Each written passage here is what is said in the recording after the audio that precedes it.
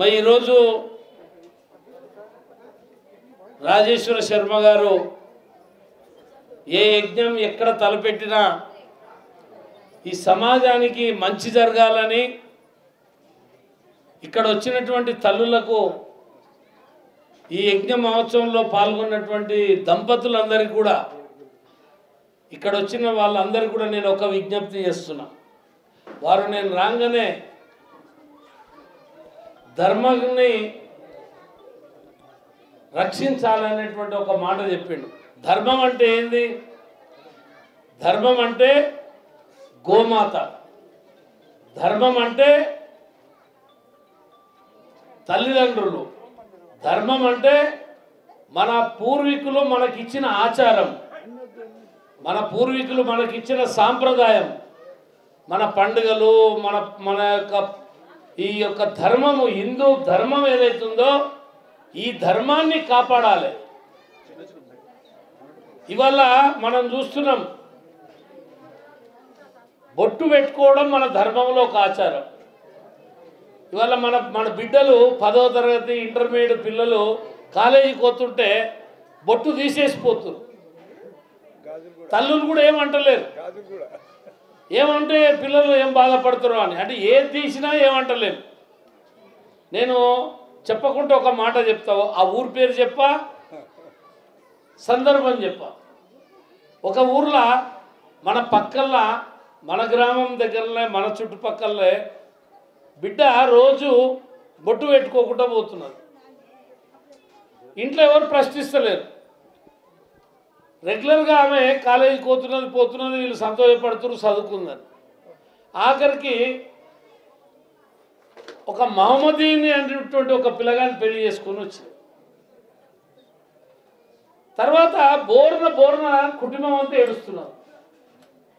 ఇప్పుడు 10 ఏళ్ల నుంచి నువ్వు బొట్టు పెట్టుకోకుండా కాలేజీకి పోతుంటే ఒక్కనాడన్నా మన ధర్మం ఏంది, ఆ ముఖం చూస్తే చూడబుద్ధి కాకుండా ఉంటుంది. ఇప్పుడు వీడికి వచ్చిన వాళ్ళు అందరూ బొట్టు పెట్టుకున్నారు. లక్ష్మీదేవి లేక కలకలలు ఆడుతున్నారు.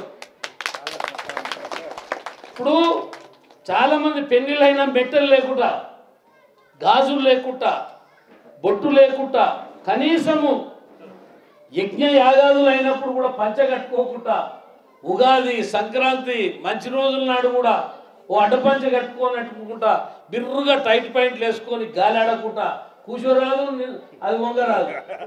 అంటే మన సాంప్రదాయాలు అన్నీ కూడా ధర్మం అంటే హిందూ ధర్మం. వేలాది గోవులను కోస్తున్నారు. చాలామంది గోవులను కోస్తున్నారు అంటే అపార్థం చేసుకుంటారు. అంటే ఎద్దు మాంసం తినొద్దా మేము అని. ఎద్దు మాంసం గురించి కాదు ఇక్కడ. గోవు అంటే కోట్లాది దేవతలు ఆ గోవుల నిమిత్తమై ఉన్నాయి. ఆ గోవు ఇచ్చే పాలతోటి ఎంతోమంది తల్లి దగ్గర పాలు లేకపోతే కూడా ఆ గోమాత ఇచ్చిన పాలతోటి బతికించుకుంటున్నాం. కాబట్టి గోవు అనేది మరొక తల్లి లాంటి రూపమే. ఇలా వేలాది గోవులని చంపేసి ఇలా భారతదేశాన్ని నుంచి విదేశాలకు మాంసాన్ని ఎగుమతి చేస్తుంది. ఎక్కడైతే తల్లిదండ్రులను గౌరవిస్తారో, ఏ కుటుంబంలో తల్లిని తండ్రిని గౌరవించి ఆప్యాయతతోటి చూస్తారో, ఇలా మనం చూస్తున్నాం సీరియల్, టీవీ సీరియల్. మన చాలామందికి అలవాటు అయిపోయింది సీరియల్. ఏమేమో ఉన్నాయి, అవి ఆ పేర్లు కూడా అవి. కానీ ఆ సినిమాలో, ఆ సీరియల్లో నేను కొద్దిసేపు చూసిన, ఆమెని అత్తని విలన్ లేక చూపిస్తారు. అత్త కోడల్ని ఎట్లా చంపాలి అదొక ప్లాన్ చేస్తుంటుంది. ఓ నెల రోజుల నుంచి కోడలు అత్తని ఎట్లా చంపాలని ప్లాన్ చేస్తుంటుంది. ఈ సీరియల్ వచ్చినాయి, దిక్కుమాల సీరియల్. అత్తని ఎట్లా గౌరవించాలి, తల్లిదండ్రులను ఎట్లా గౌరవించాలి అనే సీరియల్ ఎవడు చూస్తలేడు. మాస్టర్ ప్లాన్లు చూపిస్తున్నారు. ఆ సీరియళ్ళలో కూడా బొట్టు, నాగుపాము బొట్టు పెట్టుకున్నట్టు, నాగుపాము బొట్టు, ఎవడన్నా నాగుపాముని బొట్టు పెట్టుకుంటాడా? అంటే మన ఆచారాలని, మన ధర్మాలని, మన సంస్కృతిని, మన హిందూ సమాజంలో ఉన్నటువంటి దాన్ని అవహేళన చేసే విధంగా ఇలా మన దుష్ప్రచారాలు జరుగుతున్నాయి టీవీలలో కూడా. ఇవాళ శ్రీరామ శ్రీరామ అది మందిరం కాదు, ఇప్పుడు మన గట్టు ఎప్పుడు శ్రీరామనవమి. శ్రీరామనవమి నాడే వాడు టీవీలో ఒక ముగ్గురు కూర్చొని పెట్టి రాముడు నిజంగానే ఉన్నాడా లేడా అని చర్చ పెడతాడు. రాముడు మాంసం తిన్నాడు అంటాడు, లేకపోతే సీతని రావణాసుడు ఇట్లా లేకపోతే అట్లా అని వాడు చర్చ పెడతాడు టీవీలో. నేను అనేది ఏంటంటే వాడికి ఎన్ని గుండెలు ఉండాలి మన రాముని మీద, మన సీత మీద, మన రామాయణం మీద, మన భాగవతం మీద, మన భగవద్గీత మీద వాడు చర్చ పెట్టేంత దమ్ము ఇన్ని కోట్ల మంది హిందువులున్న హిందూ దేశమైనటువంటి మన దేశంలో వాడికి చర్చ పెట్టే దమ్ము ఎక్కడ అంటే దానికి కారణం ఏంటంటే మనము ఈడ చాలామంది ఏమైపోయినాం అంటే కులాలుగా విభజించుకున్నాం. ఏ కులం అయితే ఏ కుల వృత్తి అయితే చేస్తున్నామో, గీతా కార్మికులు చెట్టెక్తారు, వీళ్ళు గౌడ్స్ అని, వడ్ల కమ్మరులు కమ్మరు పని చేస్తారు కమ్మరులు అని, ఇట్లా ఒక 100 కులాలుగా తీరిపోయినాము హిందూ సమాజం. కులాల మీద ఉన్న ప్రేమ మన ధర్మం మీద లేదు, మన మతం మీద లేదు, మన ఆచారం మీద లేదు. కులం ఉండాలి, కులం కడప లోపలనే ఉండాలి. మన గడప లోపల మన ఇంట్లోనే కులము, కడప దాటినము మన కులం హిందూ కులం, మనం అందరం ఒకటే కులం. బొట్టు పెట్టేటువంటి హైందవ జాతి అంతా ఒకటే కులం, ఒకటే ధర్మం, ఒకటే ఆచారం. దీన్ని మనం పాటిస్తలేం. మేము గొల్లలం, మేము గౌండ్లం, మేము అది మేము ఇది, మీరు అది మేము ఇది అని మనం హిందూ జాతి చీలిపోతున్నాం. ఈ హిందూ జాతి చీలిపోయినందుకు మన వాళ్ళే, మన పక్కన ఉన్నటువంటి వాళ్ళే, మన గ్రామంలో ఉన్నటువంటి వాళ్ళే పరమతాలను ఆశ్రయిస్తున్నారు. మనం పట్టించుకుంటలేము. ఇతర మతాలకు పోతున్నారు, మన మతానికి యాంటీగా మాట్లాడుతున్నారు, మన ధర్మానికి వ్యతిరేకంగా మాట్లాడుతున్నారు. ఈ యజ్ఞాలు ఈ యాగాలు ఎందుకొరకు? ఇగో ఇవాళ వెంకటేశ్వర గౌడు ఒక్కడు ఒక యజ్ఞం పెడితే ఇంట్లో ఇగో ఇంతమంది కులాలు అన్ని ఇచ్చిపెట్టుకున్నాం. ఈ యజ్ఞం మనకు ఎంత పవిత్రమైందంటే కులాలు మతాలు ఏవి లేనటువంటి ఒక హిందూ ధర్మం మనందరినీ కలిపింది ఇక్కడ. ఈ హిందూ ధర్మం కొరకు మనం, ఈ హిందూ ధర్మం చూపిన మార్గం చిన్న చిన్న ఎల్లమ్మ పండుగ, పోచమ్మ పండుగ, బాలమ్మ పండుగ, ఇంట్లల్లా మడెల్లే పండుగలు, లేకపోతే కాటమయ్యే పండుగలు, ఇవన్నీ కూడా మనని మన ధర్మాన్ని కాపాడడానికే మన చిన్న చిన్న పండుగలు పెట్టింది. ఎందుకు? ఈ ధర్మాన్ని విడిచిపెట్టి ఇంకో దిక్కుపోవద్దని. కాబట్టి నేను వెంకటేశ్వర గౌడ్ గారిని, మా అయ్యగారిని, ఈ సుద్దపల్లిని ఆశీర్వదించాలి. ఈ ఆశీర్వాదం కల్వకుర్తంతా ఉండాలి, ప్రపంచమంతా ఉండాలి. హిందూ ధర్మంని కాపాడేటువంటి యజ్ఞం ఇది. ఈ యజ్ఞ యాగాదులతోటే మన సాధు సంతులంతా కూడా ఇన్నేళ్ళు, ఈ వేల ఏళ్ళు ఈ ధర్మాన్ని కాపాడినరు. నేను మీ అందరికి ఒక్కటే చెప్తున్నా, అది చిన్నప్పుడు మొక్క ఉన్నప్పుడే ఆ వంగిన మొక్కని చక్కగా కట్టెగడితే చక్కగా అవుతుంది.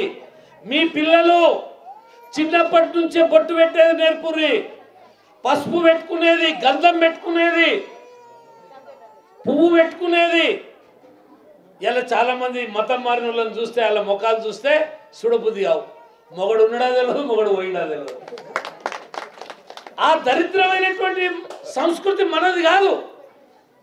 ఇలా చాలా గుండు సూత్తోటి పెడుతున్నారు బొట్టు, సన్నగా ఇట్లా గుచ్చుకుంటారు. అది కనపడవద్దు, కనపడితే ఏమనుకుంటారు వాళ్ళు. ఆ దరిద్ర ముఖం సుడబుద్ధి కూడా కాదు, లేచినది. కాబట్టి మనందరం మన ధర్మం, మన ధర్మాన్ని గౌరవంగా చెప్పుకోవాలి. సరే, మనం అవతల ధర్మాలను ఎవరిని కించపరచం. మన ధర్మం మనది, మనం ఆచరించాలి. ముఖ్యంగా ఏ ఇంటి ముందలైతే గోవు ఉంటుందో, ఏ ఇంటి ముందలైతే ఆవు ఉంటుందో, ఆవంటే ఈ జడిసావులు కావు, దిక్కుమాలిన మొక్కలు ఉంటాయి. మీరు మన ఆవు చూడు, ఊరావుని జడిసావుని చూడు. జడిసావు ఎట్లుంటుంది? కోపం మీద వచ్చినప్పుడు ముక్కు చిరిగినప్పుడు ఇట్లా ఎట్లుంటుందో జడిసావు ముఖం అట్లుంటుంది. కానీ మన దేశీయ ఎట్లుంటుంది, గోమాత ఎట్లుంటుంది, ఎంత అందంగా ఉంటుంది. మీ మనవరాలు లేక, మీ బిడ్డ లేక. కాబట్టి దేశీ ఆవు ఒక్కటన్నా ఇంటి ముందలు ఉంటే ఆ గోమాత్రం, ఆ మూత్రం, ఆ పెండ, ఆ పాలు, అసలు వెనకటికి ఇన్ని రోగాలు ఉండేదా? ఎందుకు? ఈ ఆవుల పాలు తాగేది, ఊరి ఆవు పాలు. ఇప్పుడు జెర్సీ ఆవువి, జెర్సీ బర్రె. జెర్సీ అనేది ఏంది?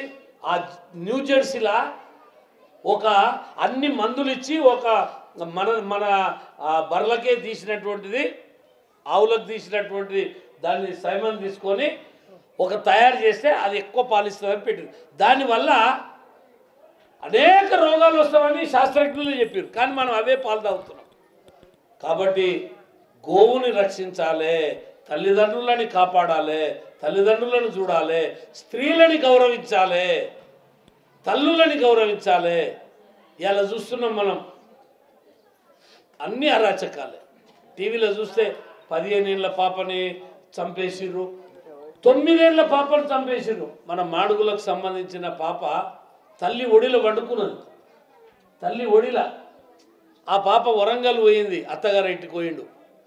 తల్లి దగ్గర వండుకున్న 9 నెలల పాపను తీసుకుపోయి పాపాత్ముడు చెరిచి చంపేసిండు. 9 నెలల పాపని. కారణం ఏంది?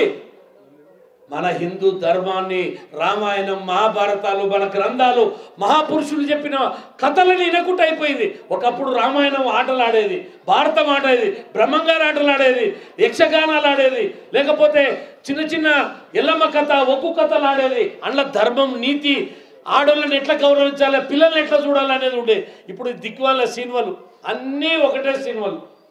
13 ఏళ్ళ పిల్లని ఎంబడి వాడడం, ప్రేమిస్తున్నానడం, అది వినకపోతే పెట్రోల్ పోసి చంపడం. ఈ దిక్కుమాల సీరియళ్ళు, ఈ దిక్కుమాల సినిమాల వల్ల మన సంస్కృతి ఖరాబ్ అవుతున్నది.